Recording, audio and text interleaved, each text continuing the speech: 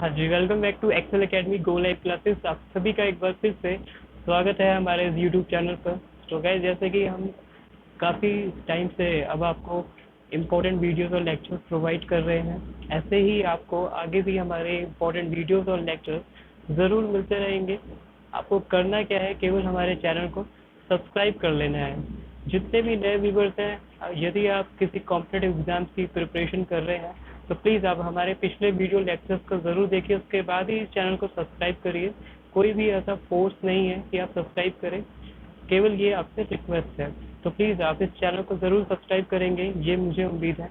आइए, आज भी हम आपके लिए लेकर आए इम्पोर्टेंट टॉपिक एसिड और बेस।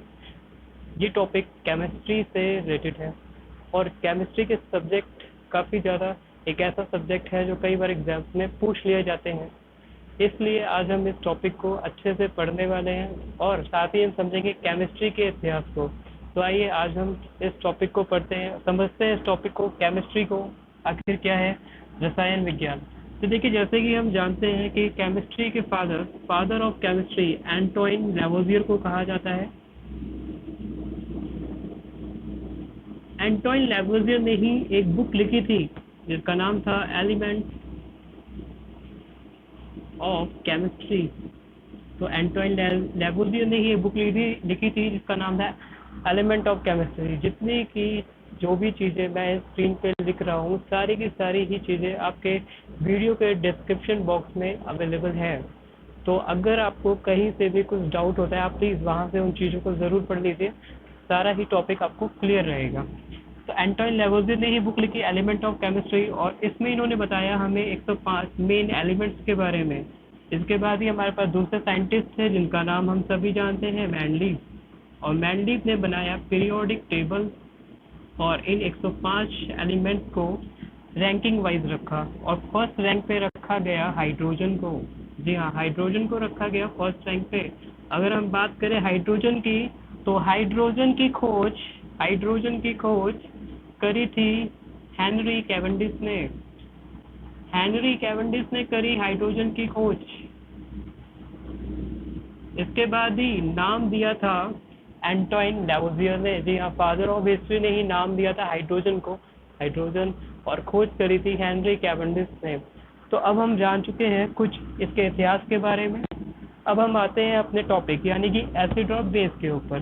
देखिए, जब मैं बात करता हूँ अम्ल और क्षार यानी कि एसिड और बेस की, तो अब हमारे दिमाग में एक क्वेश्चन आता है कि एसिड और बेस का पता लगता कैसे है। बिल्कुल सही, तो एसिड और बेस का पता लगता है हमें लिटमस पेपर से। और अगर हम बात करें लिटमस पेपर की, तो डिफरेंट डिफरेंट कलर्स के हमारे पास लिटमस पेपर हैं और ये हमारे पास केमिस्ट्री में टोटल 12 हैं। उन सभी लिटमस पेपर के बारे में बारीकी से भी हम आपको आगे बताने की ज़रूर कोशिश करेंगे अगर आप हमारे चैनल के साथ बने रहेंगे। तो अभी हम समझते हैं केवल बेसिक टर्म्स को। लिटमस पेपर हमारे पास होते हैं 12 और लिटमस पेपर की अगर बात करें तो ये बनता है लाइकेन, एक पौधा होता है, प्लांट होता है लाइकेन, उससे बनता है हमारा लिटमस पेपर। और इस लाइकेन को ही कहा जाता है पॉल्यूशन इंडिकेटर। पॉल्यूशन इंडिकेटर भी कहा जाता है इस लाइकेन के पौधे को। क्यों कहा जाता है? एक्चुअली इसका कारण ये है कि जहाँ भी ये पौधा उगता है वहाँ पे पॉल्यूशन नहीं होता, या फिर हम कह सकते हैं जहाँ पे पॉल्यूशन नहीं होता वहाँ पे ये पौधा उगता है। तो बेस्ट एग्जांपल हमारे इंडिया में हिमाचल यानी कि देवभूमि हिमाचल में ये पौधा आपको आम तौर से देखने को मिल जाएगा। और लाइकेन के पौधे से ही बनती है फिट्स की मेडिसिन, यानी कि मिर्गी के दौरों की जो दवाइयाँ होती है वो भी हमें लाइकेन के पौधे से ही मिलकर बनती है। अब हम बात करें लाइकेन के पौधे की, तो लाइकेन का पौधा भी बना होगा। लाइकेन का पौधा कैसे बना होगा? तो लाइकेन का पौधा बनता है एल्गे और फंगस से।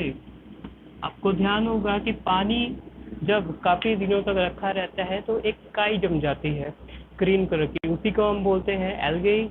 और फंगस यानी कि फफूंदी लग जाती है जब आप कोई भी खाना काफ़ी दिन तक रख देते हैं स्टोर करके, तो उसमें एक वाइट कलर का फंगस हो जाता है, और उसी को हम यहाँ पे फंगस या फंगी बोलते हैं। और एल्गी और फंगस से ही बनता है लाइकेन का पौधा। इसका यूज़ मैंने आपको बता दिया है, फिट्स की मेडिसिन और पॉल्यूशन इंडिकेटर प्लांट के नाम से भी इसे जाना जाता है। अब लिटमस पेपर बन चुका है, लिटमस पेपर बन के तैयार है और हमारे पास बने लिटमस पेपर केमिस्ट्री में टोटल 12। अब लिटमस पेपर में एसिड और बेस की प्रतिक्रिया होती है, जिसमें पता चलता है कि एसिड जब बेस यानी कि लिटमस पेपर का कलर चेंज होता है। ये सारी चीज़ें हम आपको आगे अपने टॉपिक में ज़रूर बताएंगे। तो अब हम बात करते हैं एसिड और बेस की। एसिड जो होता है हमें पता है कि टेस्ट में खट्टा होता है, सौर होता है, और बेस कड़वा होता है यानी कि बिटर होता है। एसिड जो है ये पॉजिटिव आयंस रिलीज करता है, जबकि बेस नेगेटिव आयंस रिलीज करता है। अब अगर हम बात करें एसिड और बेस की, तो अब हमें आपको बताना पड़ेगा पीएच स्केल के बारे में, क्योंकि पीएच स्केल ही हमें बताता है कि कौन सा एसिड सबसे स्ट्रॉन्ग है या फिर कौन सा बेस सबसे स्ट्रॉन्ग है। तो अब हम समझते हैं पीएच स्केल को। तो देखिए पीएच स्केल की अगर हम बात करें तो पीएच स्केल यानी कि इसका फुल फॉर्म होता है पोटेंशियल ऑफ हाइड्रोजन, जो कि हमें सोरेनसन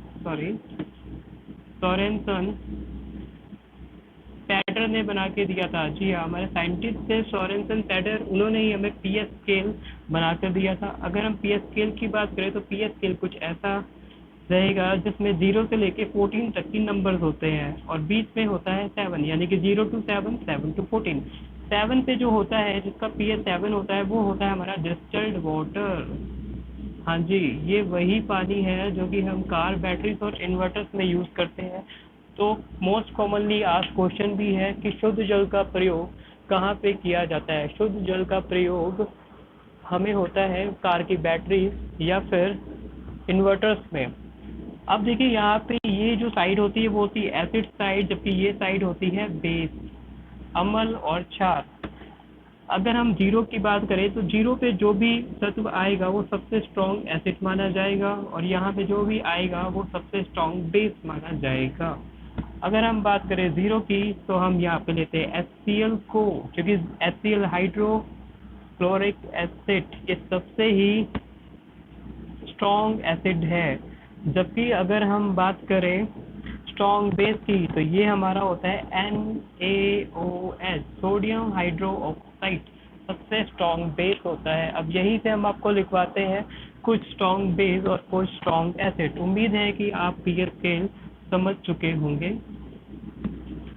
तो पहले हम लिखते हैं स्ट्रॉन्ग एसिड, पहले है HCl और HCl का pH वैल्यू होता है 0, अभी हम देख चुके हैं। इसके बाद ही हम यहाँ पे लिखेंगे H2SO4 हाइड्रोसल्फ्रिक एसिड, जिसका pH वैल्यू रहेगा 1। इसके बाद ही हम यहाँ पे लिखेंगे HNO3 नाइट्रिक एसिड, जिसका pH वैल्यू रहेगा 1.3। तो ये आपके स्ट्रॉन्ग एसिड हैं जो कि मोस्ट कॉमनली आपके एग्जाम्स में भी पूछे जाते हैं। इसके बाद ही हम बात करते हैं स्ट्रॉन्ग बेस की। तो अब मैं इसको रब करके लिखने वाला हूँ स्ट्रॉन्ग बेस। और स्ट्रॉन्ग बेस की अगर हम बात करें तो ये है हमारे नंबर 1 पे सोडियम हाइड्रो ऑक्साइड, जैसे कि आपको फॉर्मूला पता है NaOH। इसके बाद ही हम बात करें तो है KaOH पोटेशियम हाइड्रो ऑक्साइड, इसका हम pH वैल्यू लिखते हैं 14 और इसका हम लिखते हैं 12। उसके बाद है MgOH मैग्नीशियम हाइड्रो ऑक्साइड, इसका pH वैल्यू होता है 10। और ये MgOH ही है जो कि इनो या फिर डाइजेंस की टैबलेट में यूज़ करने वाला ज़्यादातर मैक्सिमम अमाउंट का बेस है। क्योंकि देखिए जब भी हम कहते हैं हमारे पेट में जलन हो रही है, यानी कि हमने कुछ मिर्ची या कुछ ऐसा खाना खाया है जिससे हम कहते हैं हमारे स्टमक में एसिडिटी हो गई है, तो वो एसिडिटी क्या है? वो एसिडिटी है हमारा HCl, जो कि मैंने अभी पहले लिखा था। तो HCl हमारे पेट के अंदर मौजूद है और HCl ही सबसे स्ट्रॉन्ग एसिड भी है और HCl हमारे शरीर में कीटाणु को भी मारता है। तो कुछ चीज़ें हम HCl के बारे में यहाँ पे लिखते हैं HCl, ताकि आपको ध्यान दें, इनसे भी क्वेश्चन बन सकता है। HCl सबसे स्ट्रॉन्ग एसिड है इसी को ही किंग ऑफ एसिड भी कहा जाता है। ये बैक्टीरिया किलिंग एसिड भी है। हमारे शरीर में बैक्टीरिया को भी किल करता है और इसे टॉयलेट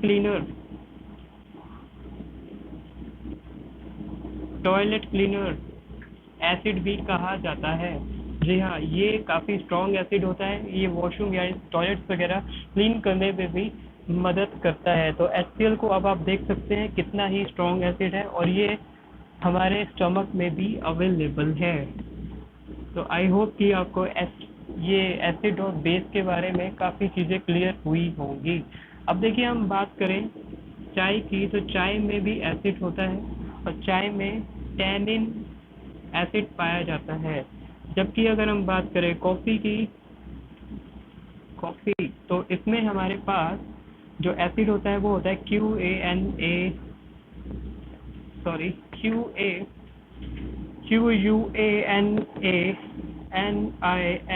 क्वानाइन। और ये क्या होता है? एक बेस होता है। ये एक एसिड होता है और कॉफ़ी में हमें बेस मिलता है। तभी कॉफ़ी आपने देखा होगा, जब हम ज़्यादा अमाउंट में कॉफ़ी डाल देते हैं तो कॉफ़ी कड़वी हो जाती है और बेस कैसा होता है?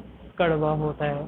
तो आई थिंक कि अब आपको एसिड और बेस का ये टॉपिक काफ़ी अच्छे से क्लियर हुआ होगा। तो चलिए, आज हम अपने टॉपिक को यहीं पे ओवर करते हैं।